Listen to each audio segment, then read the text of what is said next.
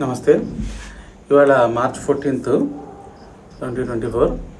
అయితే ఇక్కడ కర్ణాటకలో పరిస్థితి చాలా గమ్మత్తుగా ఉంది. నేను ఎంత మందితోటి మాట్లాడినా ఈ ప్రభుత్వం గ్యారంటీల కోసం వేశారు. ఇప్పుడు లాస్ట్ 1 month నుంచి 2 months నుంచి కాంగ్రెస్ వాళ్ళు ఇచ్చిన గ్యారంటీ పథకాలు అమలు చేయలేకపోతున్నారంట. సో ప్రతి ఒక్క ఎమ్మెల్యే కూడా ఏడుస్తున్నాడు. ఏమని, ఒక్క రూపాయి మా కాన్స్టిట్యున్సీలో ఏదైనా చేయాలంటే కూడా మాకు ఒక అభివృద్ధి పథకం కూడా మాకు డబ్బులు లేవు, ఇవ్వట్లేదు.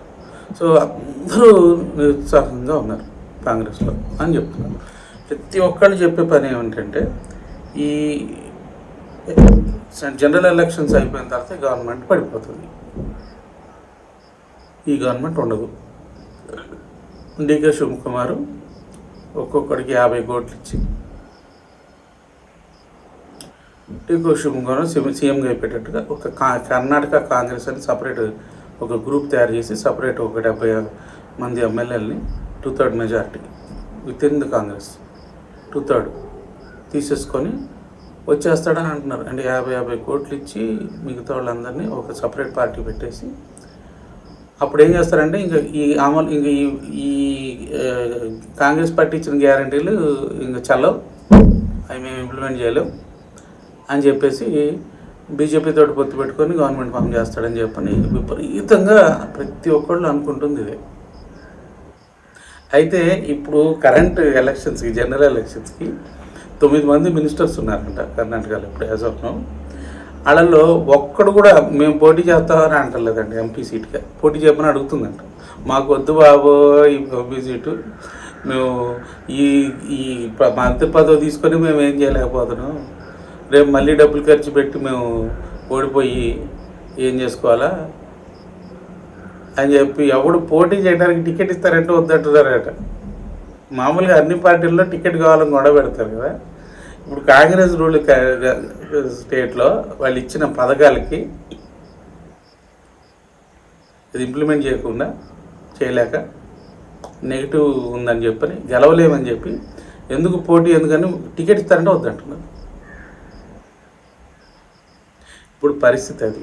సో ఈసారి కర్ణాటక ఈ సెంట్రల్ ఎలక్షన్ వీళ్ళందరూ ఒక 5-6 సీట్లు కాంగ్రెస్కి ఇస్తున్నారు. కానీ నేను గ్రౌండ్ మీద ఇప్పుడు కర్ణాటకలో ఉన్నా, గ్రౌండ్ మీద నుంచి నేను చెప్పే అంచనా ఏంటంటే 28కి 28 ఎన్డీఏ కొట్టేస్తాం.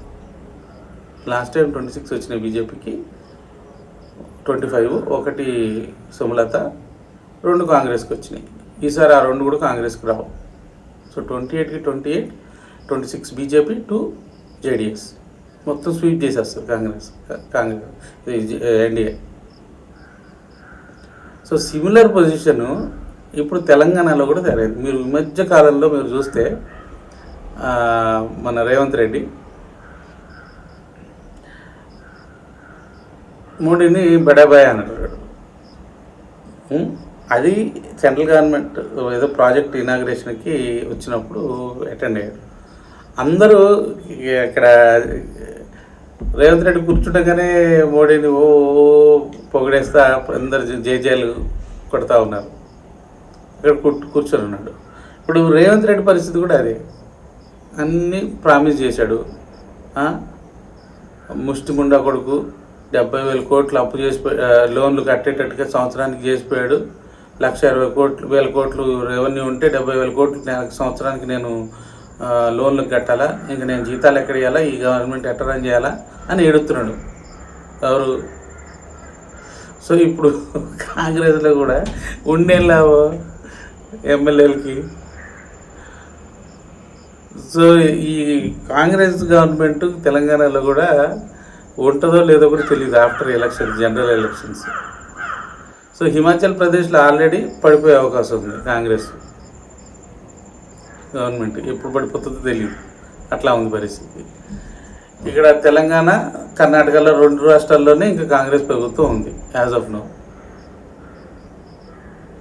సో ఈ 2 రాష్ట్రాల్లో కూడా కాంగ్రెస్ ప్రభుత్వం పోతే నిజంగా కాంగ్రెస్ ముక్త్ భారత్ పవర్ఫుల్ అంటే స్టేట్లలో పవర్ కూడా లేని కాంగ్రెస్ ముక్త భారత్ సక్సెస్ఫుల్గా చేసినట్టు అవుతుంది ఈసారి. ఎలక్షన్స్ తర్వాత అవుతుందని చెప్పని అనుకుంటున్నారు ప్రజెంట్లీ. సో ఇది తెలంగాణ ఆంధ్ర పరిస్థితి. హిమాచల్ ఎట్లాగో పోయేటట్టే ఉంది.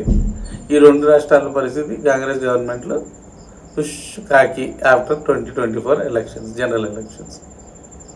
అది అనుకునే విషయం చెప్తున్నా. అక్కడ చాలామంది చెప్తున్నారు కాబట్టి చెప్తున్నా. చాలా ఇదిగా ఉంది. టికెట్ వద్దంటున్నారంట. నాకు వద్దు ఎంపీ సీటు, నాకు వద్దనే వద్దు ఇక్కడ. ఎందుకంటే గెలవమని తెలుసు పరిస్థితి అది.